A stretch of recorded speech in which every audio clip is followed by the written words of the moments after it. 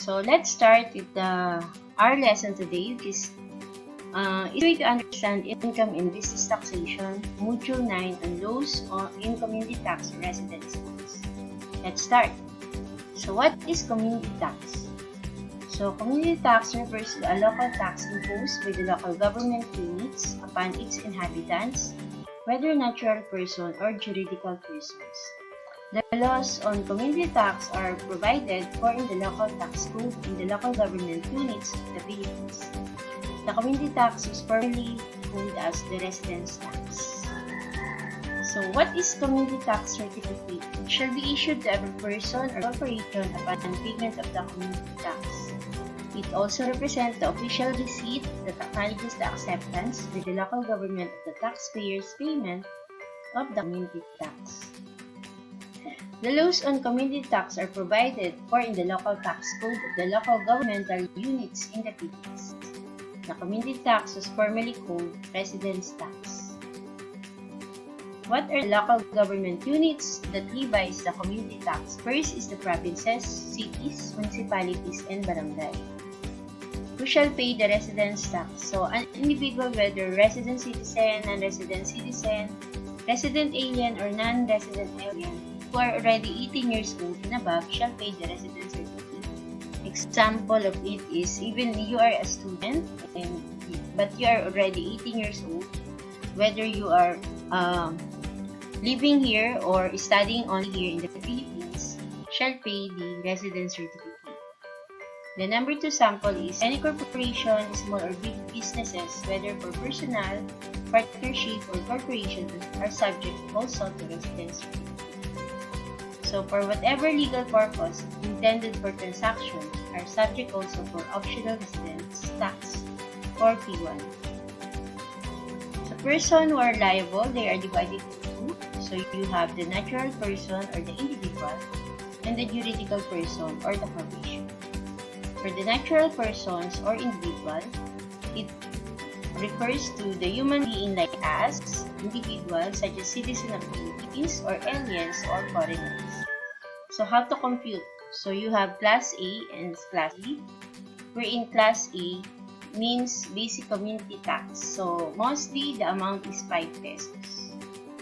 And then the additional community tax or Class B will depend upon if you are earning. But if you are a student, you need to pay only 5 pesos.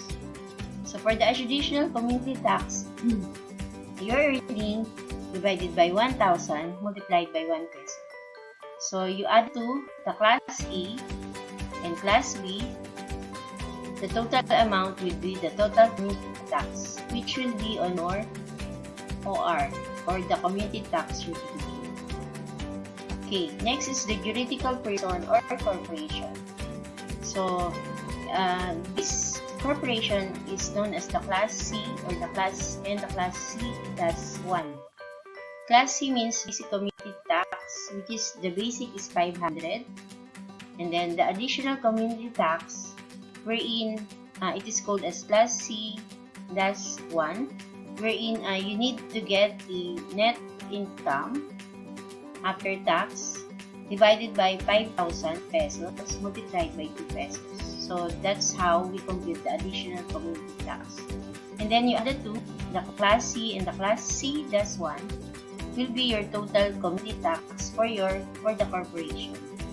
So let's compute. Example 1 is employer earning 25,000 per month. So you have your 5 as the basic community tax, and then what you earn, your 25,000 earnings per month multiplied by 12 months, and then you divide it by 1,000 multiplied by 1 pesos.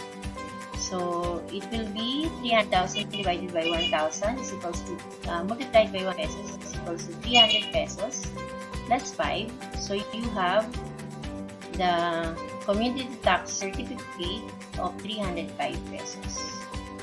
What about if it is a company? So example number 2 is company A earns 5 million net income after tax.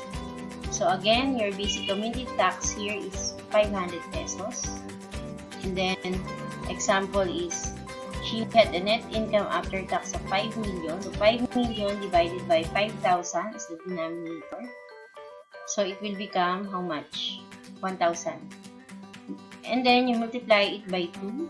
So it will become 2,000. So 2,000 plus the basic of 500.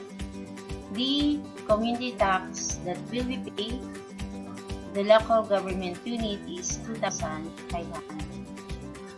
So that's it. So that's the end of Module 9, Rules on Community Tax or Residence Tax. Bye-bye.